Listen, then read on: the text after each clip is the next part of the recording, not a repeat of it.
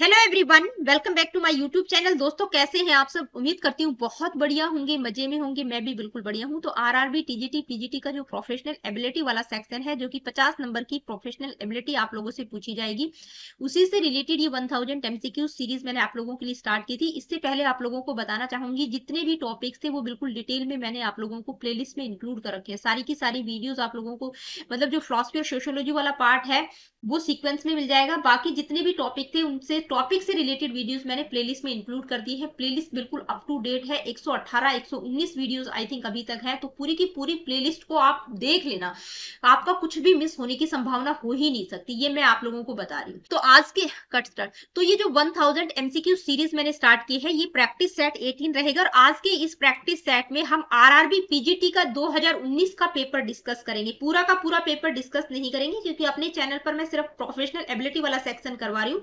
तो जो professional ability 50 number की पूछी जाएगी, वो वाला पोर्शन हम डिस्कस करेंगे। हाँ, किसी बच्चे को अगर चाहिए तो कमेंट करके बता दीजिएगा, मैं आप लोगों को शेयर कर दूंगी, या तो टेलीग्राम चैनल पर शेयर कर दूंगी, ठीक है, ताकि सभी आप लोग वहां से डाउनलोड कर ले। ईमेल के थ्रू बहुत पॉसिबल नहीं हो पाएगा, क्योंकि अलग अलग बच्चों को शेयर करना पड़ेगा। तो टेलीग्राम चैनल पर शेयर कर दूंगी। सारे के सारे बच्चे मेरे को कमेंट करके बता देना, जिनको भी रिक्वायरमेंट है, क्योंकि हो सकता है मैं भूल जाऊं, तो मेरे को एक बार रिमाइंड करवा देना अगर आप इंटरेस्टेड हैं, अगर आप उस पेपर को देखना चाहते हैं तो, ठीक है। तो प्रोफेशनल एबिलिटी वाला सेक्शन हम डिस्कस करेंगे। अब देखिए, जो पेपर था ना, उसको मैं एज इट इज नहीं लेके आई, क्योंकि वो पेपर बिल्कुल बहुत ही खराब सिचुएशन में था, ठीक है। कहीं पर रेड क्रॉसिंग लगा रखा है, कहीं पर ग्रीन लगा रखा है, कहीं पर कुछ है। तो वो मैं नहीं लेकर आई आप लोगों के लिए। उन क्वेश्चंस को, जो प्रोफेशनल एबिलिटी वाला सेक्शन है, उन क्वेश्चंस को मैंने टाइप करके हिंदी और इंग्लिश दोनों में डाला है, ठीक है, ताकि आप बेहतर तरीके से समझ सकें। और इनमें सिर्फ 49 क्वेश्चन रहेंगे। एक क्वेश्चन बिल्कुल उस पेपर में था ही नहीं, कट्टा पीटा पड़ा था, तो समझ नहीं आया मुझे, ठीक है। तो ये 49 क्वेश्चंस रहेंगे। Let me see what is the first question. First question है, which of the following activities is most appropriate to increase cooperation and development of physical balance among students in the classroom. यानी कि कक्षा में छात्रों के बीच सहयोग और शारीरिक संतुलन के विकास को बढ़ावा देने के लिए निम्नलिखित में से कौन सी गतिविधि सबसे उपयुक्त होगी। यानी कि जिसमें फिजिकल बैलेंस की भी बात की गई है और जो कॉपरेशन को भी बढ़ावा देती है, तो कौन सी एक्टिविटी होगी? Class exams, case study, physical sports या क्लासरूम प्रोजेक्ट। तो देखिए, आपको पता ही चल गया होगा, फिजिकल बैलेंस की बात हो रही है, फिजिकल स्पोर्ट्स, यानी कि जिसमें अब बच्चे को शारीरिक गतिविधि को भी, मतलब शारीरिक संतुलन भी बनाना है और कॉपरेशन भी, तो स्पोर्ट्स में ही होता है, ठीक है, फिजिकल स्पोर्ट्स की बात हो रही है। नेक्स्ट क्वेश्चन क्या है, आइए देखते हैं। The concrete operational stage of cognitive development for an individual usually start at the age of. यानी कि कॉन्क्रीट ऑपरेशनल किसकी बात हो रही है? प्याजे की बात हो रही है, ठीक है, प्याजे की बात हो रही है।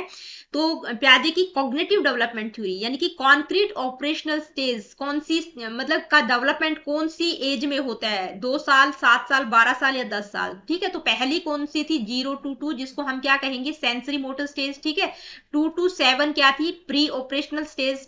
7 to 11 कौन सी थी? Concrete operational. और 11 to ऑनवर्ड कौन सी थी? 11 to ऑनवर्ड कौन सी थी? Formal operational stage. तो कौन सी होगी आप लोगों को पता ही चल गया होगा। तो कौन सी एज होगी? 7 साल। यानी कि कॉन्क्रीट इसमें से कौन सी है? 2, 7, 12 या 10। तो ना ही 2 होगी, ना 12 होगी, ना 10 होगी। कौन सी, मतलब जो कॉन्क्रीट ऑपरेशनल स्टेज है, तो कौन सी एज की बात की जा रही है? 7 साल की बात की जा रही है। अब यहाँ पर आपको बहुत ही सिंपल क्वेश्चन दे रखा है, ठीक है, इससे सिंपल तो क्या ही होगा। ये पीजीटी लेवल का पेपर हम डिस्कस कर रहे हैं। अगर मैं अपने क्वेश्चंस में इस तरह के क्वेश्चंस इंक्लूड करती तो आप लोग कहते मैडम बहुत इजी क्वेश्चंस है। मतलब मैंने बहुत अच्छा लेवल आप लोगों के लिए रखा था, फिर भी बाद में हमने टफेस्ट लेवल को किया। तो जितना मैंने करवाया है, जितना हाईएस्ट लेवल मैंने करवाया है, उससे हाईएस्ट आपको देखने को मिलेगा भी नहीं, उतना भी नहीं मिलेगा इवन देन आपको, ठीक है। तो बिल्कुल अच्छे से तैयारी कर लीजिएगा। नेक्स्ट क्वेश्चन है, a student is given a task to test his creative thinking skills. यानी कि एक बच्चे को क्रिएटिव थिंकिंग स्किल्स को टेस्ट करने के लिए एक टास्क दिया गया है। तो बच्चा क्या कर रहा है? ही राइट्स, इरेजेस एंड ट्राइज, यानी कि बार बार लिख रहा है, इरेज कर रहा है, फिर दोबारा से प्रैक्टिस कर रहा है। This gradual effort is called. तो इस एफर्ट को क्या कहेंगे? इल्यूमिनेशन, इमरजेंस, वेरिफिकेशन या ट्रायल एंड एरर। तो देखते ही पता चल गया होगा, बार बार प्रैक्टिस कर रहा है, ठीक है, trial and error. Next question, in ancient times trigonometry was studied through. यानी कि प्राचीन समय में त्रिकोणमिति का अध्ययन किसके माध्यम से किया जाता था? एस्ट्रोनॉमी, इंजीनियरिंग, एस्ट्रोलॉजी या ज्योग्राफी। तो किसका पार्ट है? एस्ट्रोनॉमी का पार्ट है, खगोल शास्त्र का पार्ट है ट्रिग्नोमेट्री, ठीक है। मैथमेटिक ब्रांच है ये। ट्रिग्नोमेट्री आपने पढ़ा भी होगा 9th-10th में, ठीक है, आगे तक चलता है। Next question, thematic appreciation test TAT was developed by. ये किसका, जो ये टॉपिक है, ये कौन किससे रिलेटेड है? ये क्वेश्चन, ये पर्सनैलिटी का टॉपिक है, ठीक है, पर्सनैलिटी मेजरमेंट से रिलेटेड है, थीमेटिक एप्रिसिएशन हो गया, रोसा का शाही धब्बा परीक्षण हो गया, और भी बहुत सारे हैं। तो देख लीजिए, पर्सनैलिटी का टॉपिक आपके सिलेबस में नहीं दे रखा, लेकिन यहाँ पर क्वेश्चन आ गया है। और पिछली ही वीडियो में मैंने आप लोगों को एक दो क्वेश्चन इसीलिए इंक्लूड किए थे ताकि मेरे चैनल पर जो पर्सनैलिटी और पर्सनैलिटी की थ्योरीज और मेजरमेंट से रिलेटेड वीडियो है एटलीस्ट वो भी देख के चले जाएंगे तो कोई क्वेश्चन मिस होगा नहीं। तो थीमेटिक एप्रिसिएशन टेस्ट की बात कौन करते हैं? Gordon Allport, Henry A Murray, Gregor Mendel या जीन प्याजे। तो कौन करते हैं? हेनरी ए म्यूरे, ठीक है, उनके द्वारा थीमेटिक एप्रिसिएशन टेस्ट दिया गया है। ये मैंने बिल्कुल, ये टेस्ट भी मैंने बता रखा है अपने चैनल पर, ठीक है, मेजरमेंट में मैंने आप लोगों को समझा रखा किस तरह की, मतलब सब्जेक्टिव टेक्निक्स के अंतर्गत आएगा, ऑब्जेक्टिव के अंतर्गत आएगा या प्रोजेक्टिव टेक्निक के अंतर्गत आएगा। ये मैंने सारी चीजें करवा रखी हैं आप लोगों को। ऑलपोर्ट का भी अपना टेस्ट है, ठीक है, उन्होंने भी पर्सनैलिटी के कुछ फैक्टर्स बताए हैं, कौन कौन से हैं वो आप एक बार देख लीजिएगा, ठीक है। और मंडल की अगर हम बात करें तो इनकी थ्योरी ऑफ इवोल्यूशन की बात करते हैं, और जीन प्याजे कॉग्निटिव डेवलपमेंट की बात करते हैं। नेक्स्ट क्वेश्चन है, secondary education commission was set up in, कब सेटअप किया गया था? 1984, 1952, 1983 और 1901। तो कब किया गया था? 1952 में सेटअप किया गया था सेकेंडरी एजुकेशन कमीशन, ठीक है। इसके चेयरमैन कौन थे ये आप मुझे कमेंट करके बताना। अब यहां से आप लोगों को पता चल गया होगा जितने भी कमीशन पॉलिसीज हैं एटलीस्ट उनके चेयरमैन कौन है, कब सेटअप किया गया था, किस चीज पर एम्फसाइज किया गया है। ये एक वीडियो अगर मेरे को टाइम मिल गया तो मैं बिल्कुल लेके आऊंगी, पॉलिसीज, कमीशन और ये जो आज की डेट में एनईपी 2020 का है, आरटी एक्ट हो गया या एनसीएफ वगैरह से रिलेटेड, ये क्वेश्चन एक सेट में मैं डालूंगी, ठीक है, अगर मेरे को टाइम मिला तो। गारंटी नहीं दे रही हूँ, कोशिश पक्का करूंगी डालने की। नेक्स्ट क्वेश्चन है, ऑपरेटिव लर्निंग थ्योरी, या ये लर्निंग की थ्योरी है, ऑपरेटिव भी कह सकते हैं इसको, इंस्ट्रूमेंटल लर्निंग भी बोल देते हैं या ऑपरेंट कंडीशनिंग भी बोल देते हैं, जिसकी बात कौन करते हैं? स्किनर करते हैं। तो ये ऑपरेंट कंडीशनिंग थ्योरी या operative conditioning theory employs that for teaching to be effective a teacher must ensure effective. भाई ये जो अकॉर्डिंग टू इस थ्योरी, मतलब ये जो ऑपरेंट कंडीशनिंग थ्योरी है, ठीक है, ऑपरेटिव लर्निंग थ्योरी है, इसके अकॉर्डिंग टीचिंग जो है इफेक्टिव हो सकती है। तो एक टीचर को क्या, मतलब टीचिंग को इफेक्टिव करने के लिए क्या इंश्योर करना है, ठीक है, रिवीजन, रिकैपिचुलेशन, क्वेश्चनिंग या रीइंफोर्समेंट। तो इसमें हम देखिए ऑपरेंट कंडीशनिंग थ्योरी में इफेक्टिवनेस की बात किसके थ्रू आती है? रीइंफोर्समेंट और पनिशमेंट पर फोकस किया गया है, ठीक है। अगर बच्चे को आप रीइंफोर्समेंट देंगे, ठीक है, अगर वो सही काम करता है तो बार बार भी नहीं, रीइंफोर्समेंट के भी अलग अलग तरीके हैं। तो रीइंफोर्समेंट, या जहां पर वो गलत करता है तो पनिशमेंट। अब ये पनिशमेंट कितने तरह का होता है, रीइंफोर्समेंट कितने तरह का होता है, ये सारी चीजें तो मैंने थ्योरी में करवा रखी है आप लोगों को। तो आंसर क्या होगा? रीइंफोर्समेंट। इस थ्योरी के अकॉर्डिंग पूछा गया है कि भाई एक टीचर टीचिंग को कैसे इफेक्टिव बना सकती है, ठीक है, तो वो रीइंफोर्समेंट का प्रयोग करेगी। Next question, the basic needs for physical and emotional wellbeings are known as, यानी कि शारीरिक और भावनात्मक, यानी कि फिजिकल और इमोशनल वेलबींग के लिए बेसिक नीड्स इनमें से क्या होंगी? Existential needs, aesthetic related needs, devolution related need या कॉग्निटिव नीड्स। तो सबसे बेसिक नीड्स क्या होंगी? एग्जिस्टेंस के लिए बहुत जरूरी है, मतलब आपका फिजिकल और इमोशनल वेलबींग की बात की गई है तो एग्जिस्टेंस, अस्तित्व से संबंधित आवश्यकताएं आ जाएंगी। अब ये जो है मोटिवेशन की एक थ्योरी है, कौन सी थ्योरी है मेरे को ध्यान नहीं आ रहा, उसका नाम अभी याद नहीं आ रहा है। उसमें 3 तरह की एग्जिस्टेंस की नीड्स है, 2 और है, ठीक है, तो मेरे चैनल पर अवेलेबल है। अब कुछ बच्चों के कमेंट्स आए थे कि मैडम ये मोटिवेशन की तो बहुत सारी थ्योरीज है, तो बेटा एक बार रीड आउट जरूर कर लेना, ठीक है, एक बार रीड आउट करने का मतलब वीडियो को एक बार देख जरूर लेना, वहां से चीजें क्लियर हो जाएंगी, आप लोग क्वेश्चन कम से कम कर पाएंगे, ठीक है। तो ये मोटिवेशन से रिलेटेड क्वेश्चन था, मोटिवेशन की थ्योरी से related. In educational psychology action based learning is related to which of the following, यानी कि एक्शन बेस्ड लर्निंग की बात इनमें से कौन से साइकोलॉजिस्ट करते हैं? इवान पाव्लो, बी एफ स्किनर, ले वाइगोत्स्की, सिगमंड फ्रॉइड। तो कौन करते हैं? हम सभी जानते हैं, ले वाइगोत्स्की करते हैं, जीन प्याजे करते हैं एक्शन बेस्ड, ठीक है, क्रिएटिव थिंकिंग या सोशल लर्निंग, कल्चर की बात ये वाइगोत्स्की करते हैं, ठीक है। तो एक्शन बेस्ड लर्निंग की बात इनमें से कौन करते हैं? ठीक है, पैवलो, स्किनर किसकी बात करते हैं? कंडीशनिंग की बात करते हैं। सिगमंड फ्रॉइड ने सबसे ज्यादा किस पर? अनकॉन्शियस माइंड पर एम्फसाइज किया है। नेक्स्ट क्वेश्चन क्या है, आइए देखते हैं। What is the primary purpose of involving students in setting classroom rules, यानी कि जब क्लासरूम रूल्स को सेट किया जाता है तो अगर आप स्टूडेंट्स को इन्वॉल्व करते हैं उसमें कि भाई क्लासरूम के लिए रूल सेट किए जा रहे हैं, वहां पर बच्चों को इन्वॉल्व कर रहे हैं, तो उसका मेन पर्पज क्या है, प्राइमरी पर्पज क्या रहेगा? A sense of responsibility will develop in students, teachers time will be saved, repetition of rules will be avoided, students will develop fear of consciousness। तो क्या होगा? आप लोगों को पता ही चल गया होगा, भाई बच्चों को भी इन्वॉल्व कर रहे हैं, ठीक है, ताकि बच्चों में एक सेंस ऑफ रिस्पॉन्सिबिलिटी की भावना डेवलप हो। नेक्स्ट क्वेश्चन क्या है आइए देखते हैं। When we want to different things that are desirable, this is an example of conflict. यानी कि जब हम दो अलग अलग वांछनीय जो डिजायरेबल चीजें हैं उनको चाहते हैं तो ये किस प्रकार का संघर्ष है।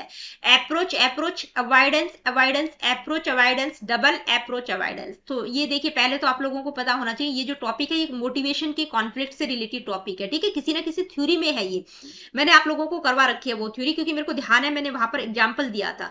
तो इसमें क्या है भाई, आपके सामने दो डिजायरेबल चीजें हैं, दोनों ही आपको बहुत अच्छी लगती हैं, आपको एक को चूज करना है, तो वहां पर आपके दिमाग में इंटरनल कॉन्फ्लिक्ट चल रहा है, तो उसको हम क्या कहेंगे, अप्रोच अप्रोच अप्रोच अप्रोच का मतलब दो डिजायरेबल चीजें हैं, ठीक है, दो पॉजिटिव चीजें हैं, उनमें से आपको एक चूज करना है। दूसरा क्या है, अवॉइडेंस अवॉइडेंस का मतलब दो नेगेटिव चीजें हैं, ठीक है, दोनों ही नेगेटिव है, उनमें से एक को चूज करना है। अप्रोच अवॉइडेंस में क्या है, एक पॉजिटिव है एक नेगेटिव है, ठीक है, ये नेगेटिव है ये पॉजिटिव है, तो इनमें से आपको एक चूज करना है। डबल अप्रोच अवॉइडेंस में क्या है, अप्रोच और अवॉइडेंस यानी कि डबल की बात की गई है, तो अप्रोच के भी प्रोज और कॉन्स होंगे, ठीक है, और अवॉइडेंस के भी प्रोज एंड कॉन होंगे, ठीक है, तो दो में से आपको एक चूज करना है, ठीक है, double approach avoidance. Next question है, the main concern with regards to competition among schools is the impact on. भाई स्कूल में कोई कंपटीशन हो रहा है, ठीक है, स्कूल में जो कंपटीशन होता है तो कुछ ना कुछ इम्पैक्ट उसका रहेगा, तो वहां पर मेन कंसर्न क्या रहेगा, मतलब चिंता का विषय क्या रहेगा, teacher student relationship, student school relationship, student student relationship, teacher teacher relationship. तो देखिए कंपटीशन में टीचर का टीचर से रिलेशनशिप नहीं है, ठीक है, टीचर और स्टूडेंट का भी रिलेशनशिप की बात नहीं, और स्टूडेंट और स्कूल की रिलेशनशिप की भी बात नहीं होगी।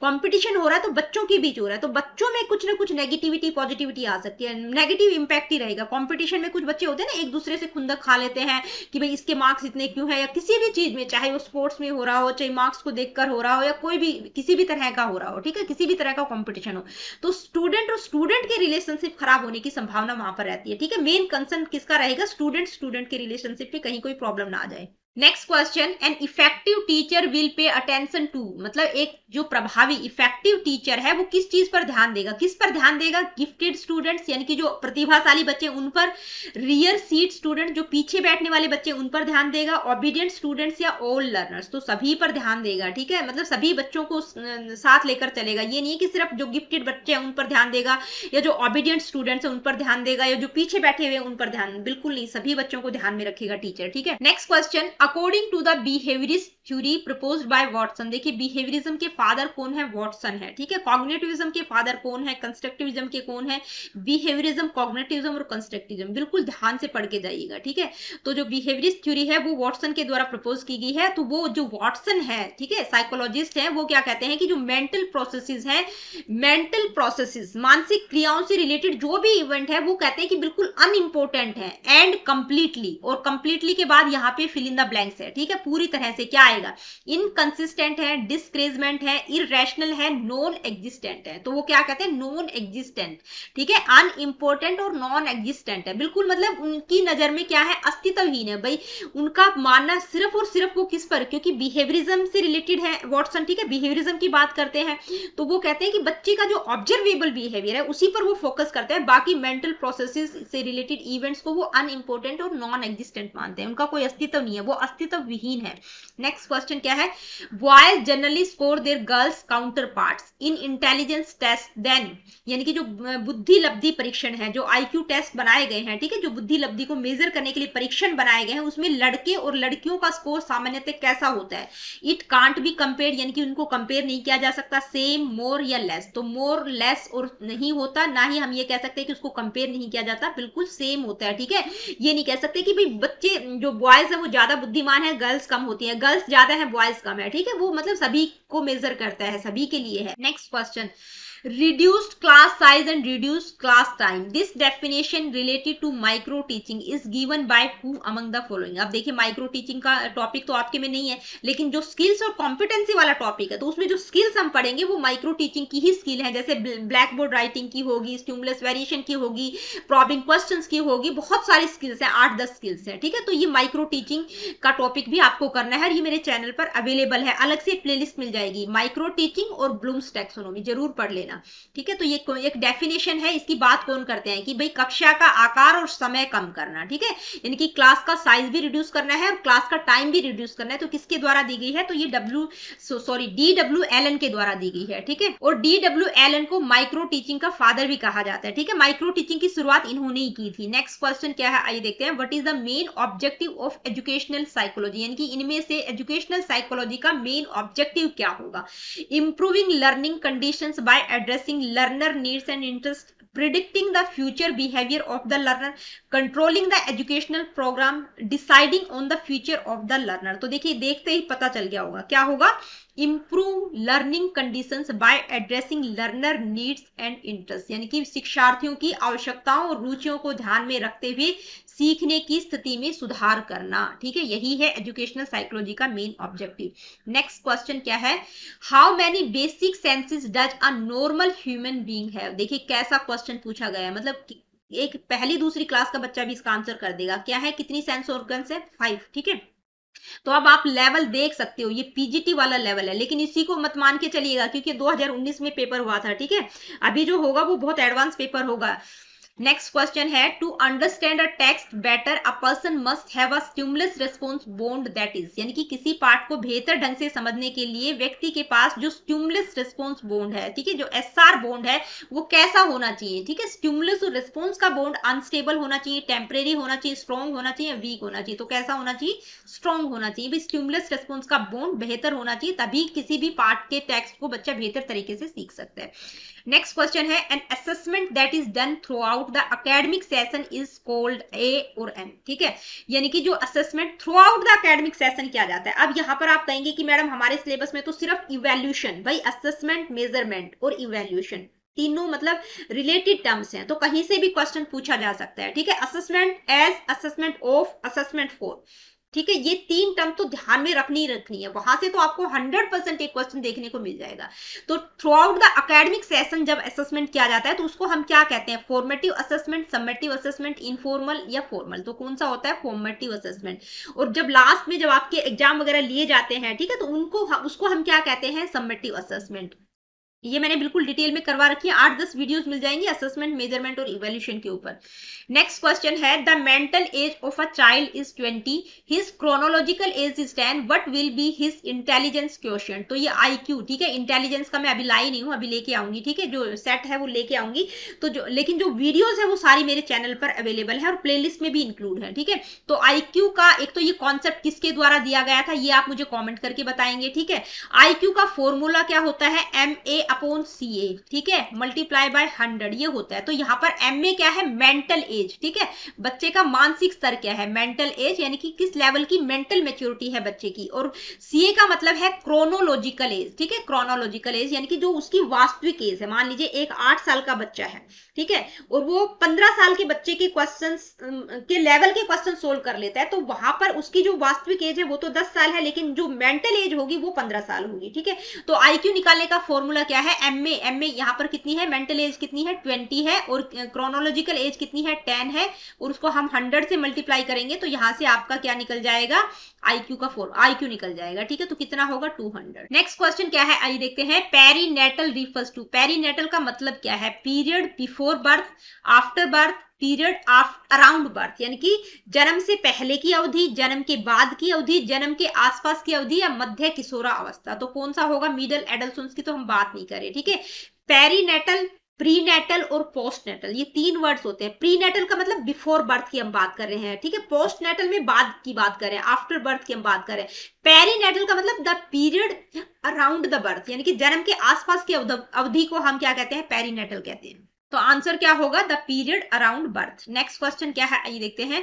The average marks of student in a class can be founded by calculating, यानी कि कक्षा में छात्रों के औसत अंक कैसे ज्ञात किए जाते हैं। भाई जो औसत एवरेज मार्क्स हम कैसे ज्ञात करते हैं, category, ratio, range, parallel mean या स्टैंडर्ड डेविएशन, तो स्टैंडर्ड डेविएशन भी नहीं होगा, कैटेगरी भी नहीं होगा, रेंज में तो हाईएस्ट और मिनिमम की हम बात करते हैं। अब ये देखो यहाँ पर ये क्वेश्चन में ही कुछ गड़बड़ है, ठीक है, पैरेलल मीन भी नहीं होगा, यहाँ पर अर्थमेटिक मीन होना चाहिए, या सिर्फ मीन भी हो सकता था, ठीक है, तो हम मीन के साथ ही जाएंगे जो भी आपके में दे रखा है, ठीक है। अर्थमेटिक मीन में हम क्या निकालते हैं, एवरेज मार्क्स निकालते हैं। अब ये क्वेश्चन किससे रिलेटेड है, ये मेजरमेंट से रिलेटेड है, मेजरमेंट असेसमेंट इवेल्यूशन की मैं बात कर रही हूँ, ठीक है। तो मेजरमेंट जिसमें सेंट्रल टेंडेंसी के जो 3 मेजर्स हैं, कौन कौन से, मीन, मीडियन और मोड, ये एक बार आप जरूर रीड आउट कर लीजिएगा। नेक्स्ट क्वेश्चन क्या है, national curriculum framework NCF 2005 promotes which of the following, यानी कि 2005 में जो एनसीएफ नेशनल करिकुलम फ्रेम आया था वो किससे रिलेटेड है, मतलब किसको प्रमोट करता है, flexible examination system, hard text books, learning by rote, restricting students to classroom only, तो किसकी फ्लेक्सिबिलिटी की बात की गई है कि भाई जो परीक्षा प्रणाली है, जो एग्जामिनेशन सिस्टम है, उसमें फ्लेक्सिबिलिटी होनी चाहिए, ठीक है। नेक्स्ट क्वेश्चन है, what is a new born, new born का क्या मतलब है, still born baby, recently born babies, abnormal children, irritable children, तो समझ ही गए होंगे न्यू बोर्न का मतलब जो अभी अभी अभी पैदा, हाल ही में जन्म लिया है जिस बच्चे ने। अब ये क्वेश्चंस आप देखो, ये पीजीटी लेवल के क्वेश्चंस हैं, बिल्कुल भी नहीं है, इसमें से कम 10 क्वेश्चंस कितने इजी हैं कि तीसरी चौथी क्लास का बच्चा भी कॉमन सेंस का यूज करके इनको कर देगा, ठीक है। नेक्स्ट क्वेश्चन क्या है, आइए देखते हैं, which of the following is the most important feature of flipped class, यानी कि फ्लिप्ड क्लास की सबसे महत्वपूर्ण विशेषता इनमें से कौन सी होगी। तो देखिए फ्लिप्ड क्लास होती क्या है, ठीक है, ट्रेडिशनल टीचिंग का बिल्कुल ऑपोजिट होती है, ठीक है। फ्लिप्ड का मतलब आपने उल्टा कर दिया है, ठीक है। ट्रेडिशनल टीचिंग में तो क्या होता है, बच्चे स्कूल में जाते हैं, टीचर उनको पढ़ाती है, तब बच्चे जाके समझते हैं, लेकिन फ्लिप्ड में मतलब आपने उल्टा कर दिया है, ठीक है। उल्टा कर दिया का मतलब है कि भाई बच्चों को कोई चीज, टास्क आपने दे दिया कि उस चीज को वीडियो के थ्रू या उस टॉपिक को वो समझ के आएंगे, फिर टीचर बाद में क्लास में डिस्कस करती है, ठीक है।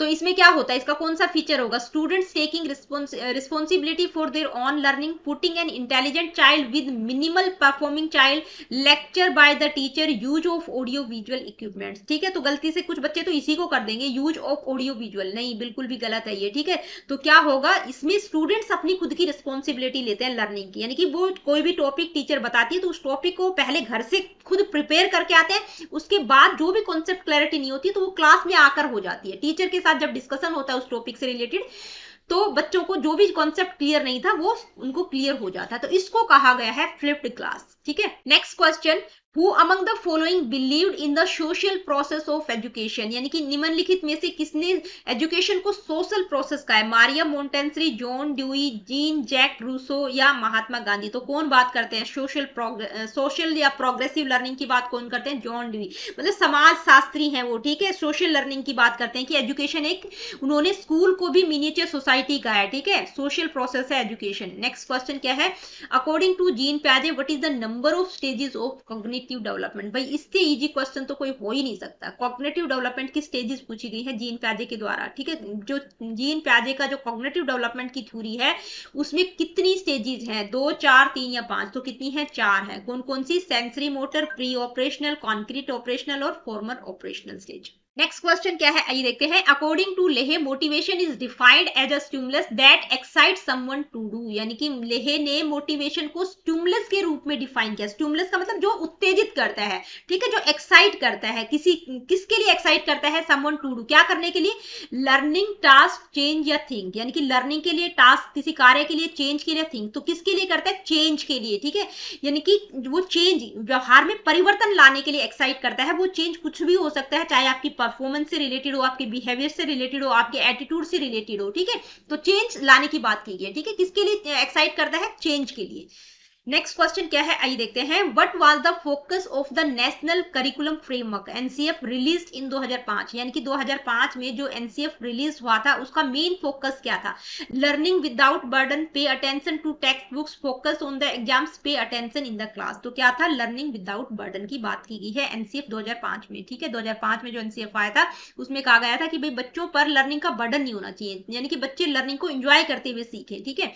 नेक्स्ट क्वेश्चन है, when the process of learning mainly involves the use of muscular power it is called, यानी कि मस्कुलर पावर यानी कि बॉडी से रिलेटेड बात है, ठीक है, आप समझ सकते हैं यहाँ पे। तो किसकी बात की गई है? Motor study, continuing study, conceptual study, sensory study. तो किसकी बात की गई है? मोटर बॉडी की ही बात होगी, ठीक है, मोटर अध्ययन, ठीक है, अपनी शारीरिक गति की मस्कुलर पावर से रिलेटेड है, तो इसको हम मोटर स्टडी कहेंगे, ठीक है, शरीर से रिलेटेड है। नेक्स्ट क्वेश्चन क्या है? Among all the stages of child development identified by Jean पियाजे, यानी कि जीन पियाजे ने चाइल्ड डेवलपमेंट की जो स्टेजेस बताई हैं उनमें से the stage in which the child is able to reason, यानी कि बच्चा रीजनिंग का बच्चे में डेवलप हो जाता है अबाउट एब्स्ट्रैक्ट, और वो भी किस तरह की रीजनिंग? एब्स्ट्रैक्ट हाइपोथेटिकल आइडियाज वहां पर बच्चे में डेवलप हो जाते हैं। तो वो कौन सी स्टेज होगी भाई? हाइपोथेटिकल आइडियाज की बात हम किस में करते हैं? इंडक्टिव डिडक्टिव रीजनिंग दोनों आ जाएंगी इसमें, ठीक है। Formal operational stage, concrete, pre operational या सेंसरी मोटर, तो ये तीनों ही गलत है। कौन सी होगी? सबसे हाईएस्ट लेवल की स्टेज कौन सी है? फॉर्मल ऑपरेशनल स्टेज में बच्चा इमेजिनेशन करना सीख जाता है, हाइपोथेटिकली चीजों को एनालाइज करता है, ठीक है। इंडक्टिव डिडक्टिव रीजनिंग का डेवलपमेंट बच्चे में हो जाता है, एब्स्ट्रैक्ट थिंकिंग का डेवलपमेंट हो जाता है, एब्स्ट्रैक्ट थिंकिंग या हाइपोथेटिकल आइडियाज भी हम कह सकते हैं।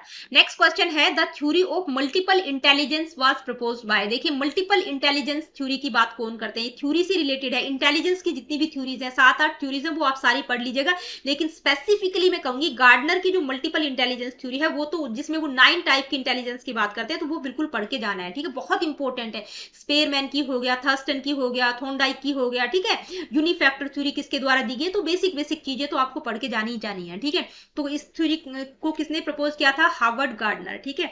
नेक्स्ट क्वेश्चन क्या है, आइए देखते हैं। If a student is asked to solve a problem the problem itself should not be, यानी कि अगर किसी बच्चे से कोई प्रॉब्लम सोल्व करने के लिए कहा जाता है तो problem itself should not B कैसी नहीं होनी चाहिए?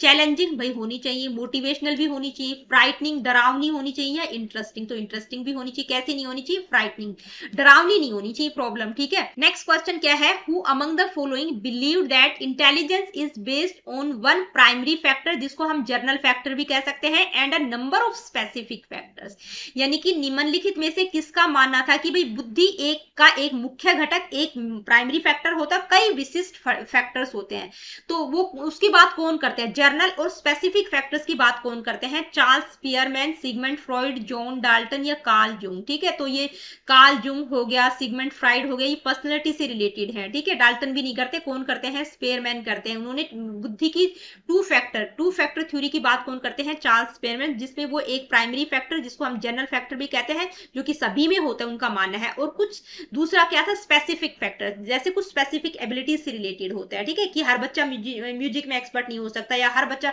मतलब कोई बच्चा आर्ट में अच्छा नहीं हो सकता, कोई एक्टिंग में अच्छा नहीं हो सकता, तो कुछ स्पेसिफिक। लेकिन जो जर्नल फैक्टर है, जो जर्नल इंटेलिजेंस है, उसकी बात वो कहते हैं कि वो सभी में होता है, ठीक है। नेक्स्ट क्वेश्चन क्या है, आइए देखते हैं। Things as they are and as they ought to be, यानी कि वस्तुएं जैसी हैं और जैसी होनी चाहिए वे सिद्धांतों से अधिक महत्वपूर्ण है, मतलब थ्योरी से जो चीजें जैसी हैं उनको ऐसे का ऐसा स्वीकार करना, ठीक है। थ्योरीज की बात नहीं करें, जो जैसी है उसको वैसा ही देखना, ठीक है। वस्तुएं जैसी और जैसी होनी चाहिए तो वे सिद्धांतों से अधिक महत्वपूर्ण है, ठीक है, थ्योरी से वो ज्यादा इंपॉर्टेंट है।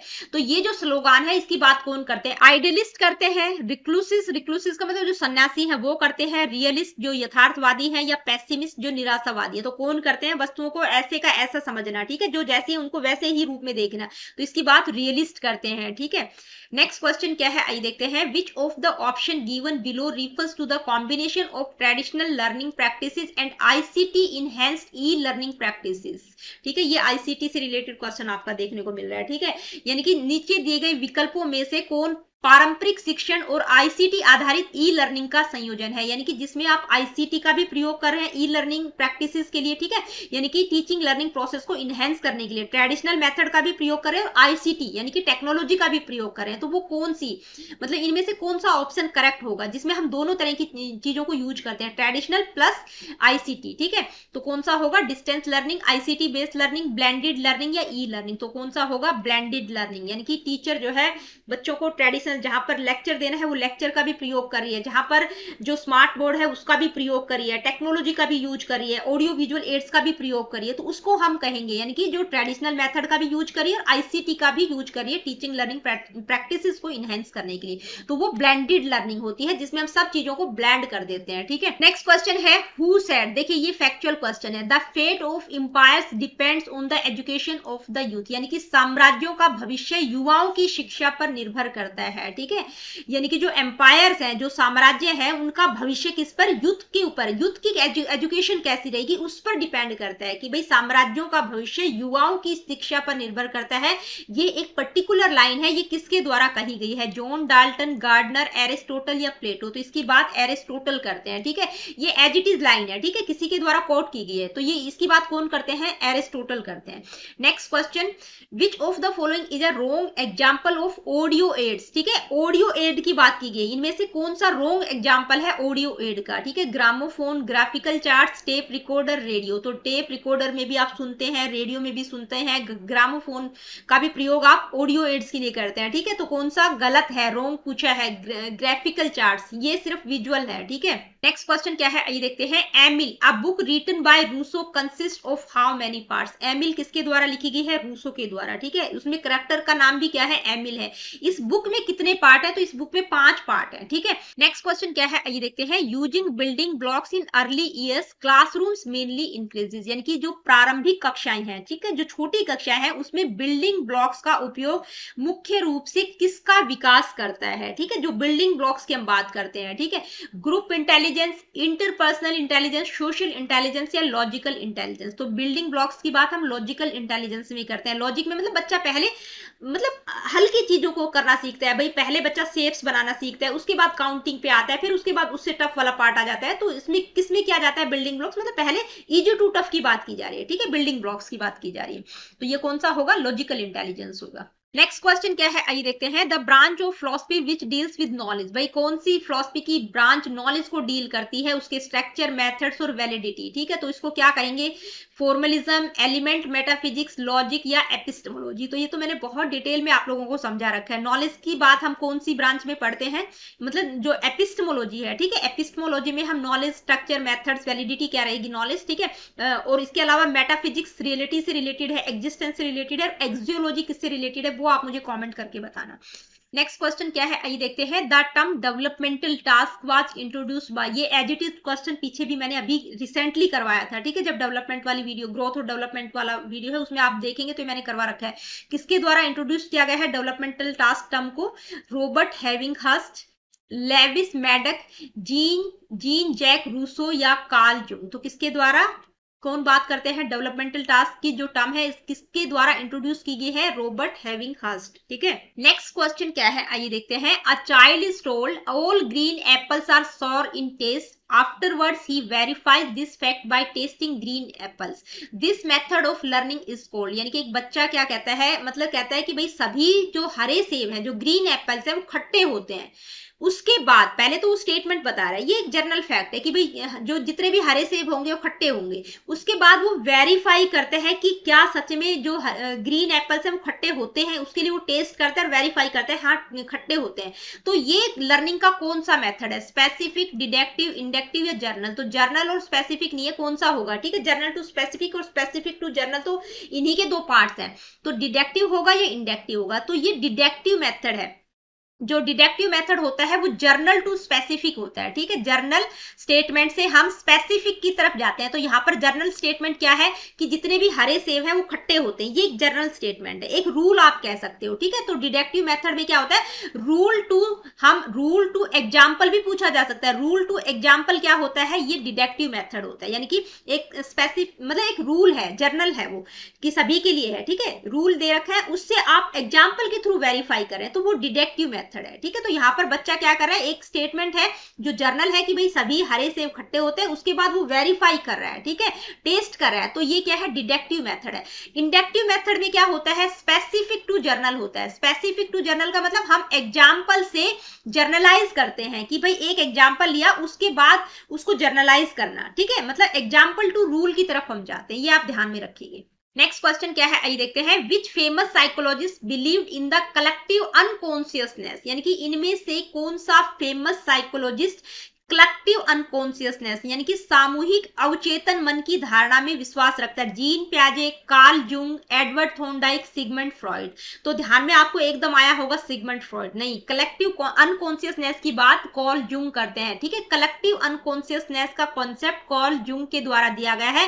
अब ये होता क्या है, कलेक्टिव अनकॉन्शियसनेस क्या होता है कि मतलब कुछ चीजें होती है ना जो सभी एक जैसे स्पीसीज में सारी चीजें मतलब अनकॉन्शियस माइंड में उसी तरह की होती है, ठीक है। जैसे कोई फियर से रिलेटेड है या कोई भी चीज है कि भाई कोई एग्जाम आपको क्लियर करना है, तो सभी के दिमाग में किस तरह की थिंकिंग होगी, तो उसको उन्होंने कलेक्टिव अनकॉन्शियसनेस का है, ठीक है। इसके अलावा जीन प्याजे कॉग्निटिव डेवलपमेंट की बात करते हैं, एडवर्ड थॉर्नडाइक की ट्रायल एंड एरर थ्योरी है, ठीक है, मतलब बिहेवियरिस्ट है। सिगमंड फ्रॉइड की अगर हम बात करें तो ये साइको एनालिसिस की बात करते हैं, जिसमें ये पर्सनल अनकॉन्शियसनेस की बात करते हैं।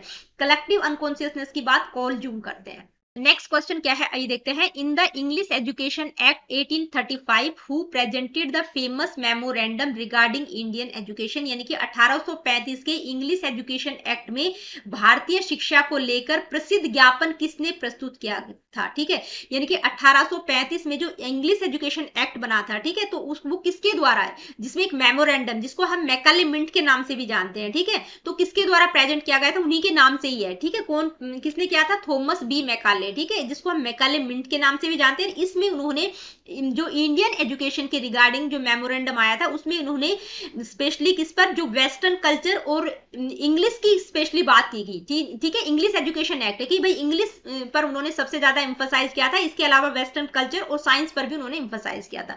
मेनली उन्होंने किस पर, इंग्लिश पर फोकस किया था। नेक्स्ट क्वेश्चन है the concept of BALA building as learning aid, ठीक है। ये बाला का फुल फॉर्म भी पूछा जा सकता है। बाला का फुल फॉर्म क्या है, building as a learning aid, यानी कि बिल्डिंग क्या है, बिल्डिंग को ही शिक्षण यानी कि शिक्षण के लिए यूज करना, भवन जो बिल्डिंग है उसको as a learning aid use करना।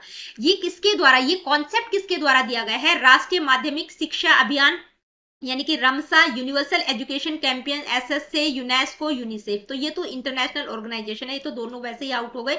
तो ठीक है, इंडिया में बात की जा रही है, तो ये किसके द्वारा डेवलप किया गया है, राष्ट्रीय माध्यमिक शिक्षा अभियान, सेकेंडरी एजुकेशन से रिलेटेड है। इसमें यानी कि ये जो कॉन्सेप्ट है इसमें क्या कहा गया है कि भाई जो स्कूल की बिल्डिंग है उसको ही मतलब इस तरह से यूज करना है। जैसे आपने क्लास में देखा होगा, हर क्लास में चारों तरफ चार्ट वार्ट लगा के टीचर्स क्या करती है, बिल्कुल डेकोरेट करके रखती है कि बच्चों का ध्यान जाए, जैसे सोलर सिस्टम हो गया, कहीं पर कुछ लगा रखा है, कहीं पर कुछ लगा रखा है, ठीक है। मतलब चीजें बच्चे आते जाते भी विजुअलाइज कर सकते हैं, या सीढ़ियों में भी कहीं ना कहीं कुछ इस तरह के चार्ट वार्ट लगा के रखते हैं, कुछ इस तरह की चीजें लगा के रखते हैं, ठीक है। बिल्डिंग को as a learning aid use किया जाना। नेक्स्ट क्वेश्चन क्या है, आइए देखते हैं। In which state was Kalari propagated as part of imparting physical education. Kalari क्या है, कलारी हम कह सकते हैं या कलारी पयट्टू, ठीक है, पयट्टू, ठीक है, पयट्टू, कलारी, कलारी पयट्टू, इसको कलारी भी बोल देते हैं शॉर्ट फॉर्म में। इसका पूरा नाम क्या है, कलारी पयट्टू, ठीक है। यानी कि कलारी शारीरिक शिक्षा का एक हिस्सा है जो कि किस राज्य में प्रचारित किया गया था, मतलब किससे रिलेटेड है, कौन से स्टेट से है, केरला, तेलंगाना, तमिलनाडु या कर्नाटका। तो ये कहा, ये कलारी क्या है, कलारी पयट्टू एक मार्शल आर्ट की फॉर्म है, ठीक है। तो कहाँ कौन से स्टेट में मतलब इसका ओरिजिनेट कहाँ से होता है, ये केरला से आती है, ठीक है। केरला में इसका ओरिजिनेट हुआ था, वहीं पर सबसे ज्यादा ये प्रोपोगेट हुई थी, मतलब प्रचार प्रसार इसका कहां पर, केरला में ही हुआ था, ठीक है। तो ये मार्शल आर्ट की फॉर्म है। और हिस्टोरिकली अगर हम इसकी बात करें तो ये पहले योद्धाओं को ट्रेनिंग देने के लिए इसका यूज किया जाता था, लेकिन आज की डेट में फिजिकल एजुकेशन, सेल्फ डिफेंस और डिसिप्लिन को प्रमोट करने के लिए इसका यूज किया जाता है, ठीक है। तो फिजिकल एजुकेशन को इंपार्ट करने के लिए इसका प्रयोग किया जाता है। कौन से स्टेट से, मतलब कहां से ये इसका प्रचार प्रसार हुआ था, कहां से ये ओरिजिनेट हुई है, ये केरला स्टेट से। नेक्स्ट क्वेश्चन है, a person observe sunrise and sunset every day and comes to the conclusion that is sunrise and sunset occur every day, this method of learning is called. देखिए बहुत ही अच्छा question है, ठीक है। भाई एक बच्चा है, यदि कोई व्यक्ति प्रतिदिन मतलब एक व्यक्ति ऑब्जर्व कर रहा है कि सनराइज और सनसेट को, कि हर दिन होता है, सुबह मतलब सूरज उग रहा है, शाम को अस्त हो रहा है, ठीक है, ये मतलब डेली का एक प्रोसेस है, ठीक है। ये मतलब वो रियलाइज कर रहा है और उसके बाद वो एक कंक्लूजन पर पहुंच रहा है कि ये सनराइज और सनसेट हर दिन होता है, ठीक है। तो ये लर्निंग का कौन सा मेथड है, इंडक्टिव इंडक्टिव, इन्वेस्टिगेटिव, क्रिएटिव या डिडक्टिव? तो इंडक्टिव या डिडक्टिव में से एक है, कौन सा है? इंडक्टिव मेथड है, यानी कि स्पेसिफिक टू जर्नल है। भाई बच्चा डेली ऑब्जर्व कर रहा है, ठीक है, मतलब स्पेसिफिक देख रहा है कि डेली चेक कर रहा है कि सुबह सूरज उग रहा है, शाम को अस्त हो रहा है, फिर अगले दिन फिर चेक कर रहा है, फिर अगले दिन फिर कर रहा है, फिर एक जर्नल कंक्लूजन पर पहुंच रहा है, यानी कि स्पेसिफिक टू जर्नल है, ठीक है। यानी कि एग्जाम्पल टू किसका है? एग्जाम्पल टू रूल हम कह सकते हैं, स्पेसिफिक टू जर्नल कहेंगे। तो दोस्तों आज की वीडियो में हमने आरआरबी पीजीटी 2019 का पेपर डिस्कस किया है। 50 क्वेश्चन होते हैं प्रोफेशनल एबिलिटी वाले सेक्शन में, तो उस पेपर में एक क्वेश्चन जो है काटा पीटा लगा रखा था, वो मेरे को समझ नहीं आ रहा था, ठीक है, तो वो मैंने इंक्लूड नहीं किया है। पेपर किसी को चाहिए तो मेरे को बता दीजिएगा, टेलीग्राम चैनल पर मैं आप लोगों को पीडीएफ भेज दूंगी, पूरा का पूरा पेपर सेंड कर दूंगी, क्योंकि दूसरे पार्ट है वो भी आप देख सकते हैं, वहां से आप लोगों को एक आइडिया लग जाएगा, ठीक है। तो कमेंट करके मेरे को जरूर बता दीजिएगा, जिन जिन बच्चों को पेपर चाहिए वो कमेंट करके बता देना, ठीक है। तो अगली वीडियो में हम इंटेलिजेंस, इवैल्यूएशन और एक और टॉपिक है एक्सेप्शनल चिल्ड्रन, ये 3 टॉपिक मैं एक ही वीडियो में इनसे रिलेटेड एमसीक्यूज लेकर आऊंगी, क्योंकि वो पोर्शन हमने छोड़ दिया था। कुछ बच्चों के कमेंट्स आ रहे थे, मैडम प्लीज पेपर पहले करवा दीजिए, ठीक है। तो सिर्फ 2 या 3 हार्डली वीडियो और आएंगे, फिर आपका कंप्लीट हो जाएगा। 2 तो मतलब आएंगे ही आएंगे, 2 या 3 तो पक्का आएंगे। तब तक आपका पेपर आएगा, तब तक आप प्रैक्टिस करते रहिएगा। प्लेलिस्ट बिल्कुल अप टू डेट है, सारी चीजें मैंने करवा रखी है, जितना हार्ड लेवल मैंने करवा रखा है। आप लोगों ने पेपर आज का देख लिया होगा, बिल्कुल भी टफ नहीं था, ठीक है। तो जितना आप प्लेलिस्ट को भी सिर्फ सुन के चले जाएंगे वीडियोस को, तो भी आपके क्वेश्चंस हो जाएंगे। तो वीडियोस को बार बार सुन लीजिए, अगर एक मतलब डबल स्पीड करके सुन सकते हैं या 1.5 करके सुन सकते हैं, लेकिन सुन जरूर लीजिएगा, वहां से आपको सारी कॉन्सेप्ट क्लियर हो जाएंगे। तो मिलती हूँ आप लोगों से अपनी अगली वीडियो में। देखिए आप लोगों से रिक्वेस्ट करके जाती हूँ कि भाई आप लोगों के लिए इतना क्वालिटेटिव मटेरियल मैं लेकर आती हूँ, फ्री ऑफ कॉस्ट सारी चीजें प्रोवाइड कर रही हूँ। तो आप लोगों से रिक्वेस्ट है कि जो हाइप का बटन आता है, हाइप का ऑप्शन आता है, प्लीज वीडियो को हाइप जरूर कर दिया करो, क्योंकि मेरा चैनल जो है सर्च इंजन में बिल्कुल भी नहीं आ रहा है, ठीक है। तो आप लोगों से रिक्वेस्ट है, वीडियो को ज्यादा से ज्यादा हाइप कर दिया करो, वीडियो को लाइक शेयर और चैनल को सब्सक्राइब आप कर सकते हो, जो कि एब्सोल्युटली फ्री है और फ्री ऑफ कॉस्ट में क्वालिटेटिव मटेरियल आप लोगों के लिए लाने की कोशिश करती हूँ। किसी प्रकार का क्वेश्चन, क्वेरीज, फीडबैक आपका है, do comment in the comment section. तो कमेंट सभी बच्चे करा करो।